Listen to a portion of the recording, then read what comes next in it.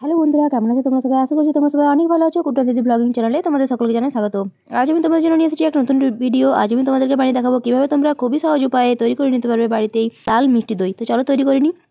তো এই যে দইটা, এটা আমি তোমার জমিয়েছি হচ্ছে ঘটিতে বা ঘটে, ছোটো ছোটো যে ঘটগুলো হয় সেই ঘটে আমি দইটাকে জমিয়েছি। আর এইটা এতটা সুন্দরভাবে হয়েছে যে যদি কোনো মনা এসে ঘটি বেঁকিয়েও দেয় তবুও কিন্তু দইটা পড়ে যাবে না। তো কিভাবে একদমই কম উপায়ে এবং একদম কম খরচের মধ্যে বাড়িতে তৈরি করে নিতে পারবে মিষ্টি দই, তো চলো সেইটাই আজকে তোমার সাথে আমি শেয়ার করে নিব। দইটা কতটা সুন্দর এবং কতটা ক্রিমি হয়েছে একবার দেখো। চামচ দিয়ে এটা কাটলেও কিন্তু নিচে কোনো রকম জল জমে থাকছে না। তো এই দইটা আমি কীভাবে বানিয়েছি তাহলে সেই পদ্ধতিটাই তোমার সাথে আমি শেয়ার করে নেব। এখানে দেখো আমি নিয়ে নিয়েছি প্রায় 1 কাপের মতো টক দই। আর এই দইটাকে কিন্তু আমি, যেহেতু দইয়ের মধ্যে জল আছে সেই জন্য জলটাকে ফেলে দেওয়ার জন্য আমি কিন্তু একটা নিয়ে নিয়েছি এখানে ছাঁকনি। আর এই ছাঁকনির মধ্যে কিন্তু আমি এই পুরো দইটাকে খুব সুন্দর করে দিয়ে নেবো। আর নিচে রেখে দিয়েছি একটা বাটি, যাতে জলটা ছেঁকে এই বাটির মধ্যে কিন্তু পড়ে যায়। এখানে দেখো ছাঁকনার সাহায্যে কিন্তু একটু একটু করে জল এই বাটির মধ্যে পড়ছে, মানে দইয়ের জলটা সেটা কিন্তু বাটির মধ্যে পড়ে যাচ্ছে। আর দইটাকে কিন্তু আমি এখন রেখে দেবো এইভাবে, যাতে এই যে পুরো জলটা, মানে দইয়ের জলটা সেটা যেন বাটির মধ্যে জমা হয়ে যায় আর দইটা যেন একটু হলেও ক্রিমি ভাবটা যাতে দইয়ের চলে আসে।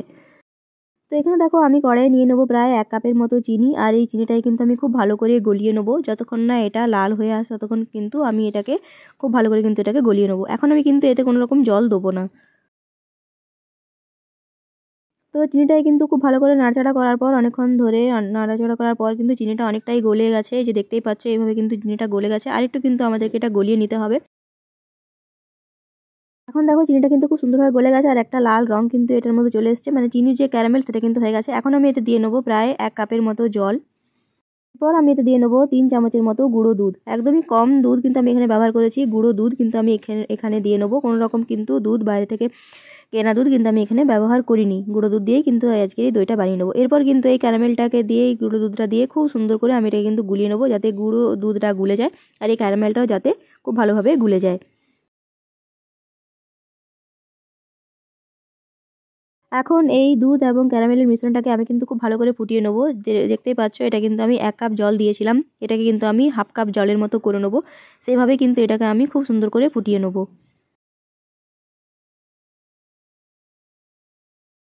তো এখন দেখো প্রায় 2 মিনিট ধরে জাল করে নেওয়ার পর কিন্তু দুধটা অনেকটা ঘন হয়ে গেছে। এখন আমি দেখলাম, হাত দিয়ে চেক করে দেখে নিচ্ছিলাম যে দুধটা কিছুটা হলেও ঠান্ডা হয়েছে কিনা। তো দুধটা যখনই ঠান্ডা হয়ে গেছে তখন কিন্তু আমি যে দইটা রেখেছিলাম সেই দইটাকে কিন্তু, টক দইটাকে আমি এখন এই দুধের মধ্যে খুব সুন্দর করে মিশিয়ে দেবো। আর খুব ভালো করে কিন্তু আমি এটাকে গুলিয়ে নেবো, যাতে এই যে দানাদার যে অংশগুলো আছে সেগুলো যেন একটুকুও না থাকে।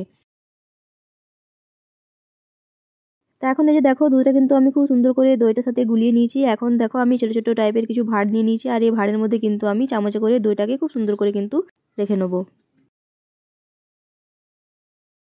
আমি টোটাল এখানে 3টে ভাঁড় নিয়েছিলাম। আর এই 3টে ভাঁড়ের মধ্যে কিন্তু একদম সমপরিমাণ আমি এখানে দই দিয়ে দিয়েছি।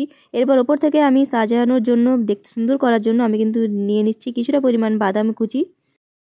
তো দইটা কিন্তু খুব সুন্দরভাবে সাজানো হয়ে গেছে। এখন আমি এটাকে কিন্তু 5 মিনিটের জন্য ফ্রিজে রেখে দেবো। যেহেতু এখন শীতকাল তাই জন্য কিন্তু আমি এটাকে 5 মিনিটের জন্য রাখবো। গরমকাল হলে কিন্তু 15 মিনিট তোমাদেরকে রাখতে হবে। তো এই দেখো 5 মিনিট ফ্রিজে থাকার পর কিন্তু দইটা খুব সুন্দরভাবে জমে গেছে। খুব সুন্দরভাবে কিন্তু এটা দেখতে লাগছে দইটাকে। আর তোমাদেরকে যেটা আমি প্রথমেই দেখিয়েছিলাম যে দইটাকে তোমরা যতই এটাকে বেঁকাও, যতই মনা এসে ঘটি বেঁকাক, দই কিন্তু পড়বে না। যেভাবে আমরা রেখেছিলাম সেইভাবেই কিন্তু থাকবে। দই কিন্তু হাঁড়িটাকে আটকাবে না, যতই তোমরা ঘটি বেঁকাও বা যতই যা খুশি করো। তো দইটা দেখতে পাচ্ছ খুব সুন্দরভাবে কিন্তু এটা তৈরি হয়ে গেছে। দইটা তোমরা কিন্তু অবশ্যই বাড়িতে একবার হলেও ট্রাই করবে। গুঁড়ো দুধ দিয়ে কিন্তু দইটা খেতে হয়েছিল একদম অসাধারণ।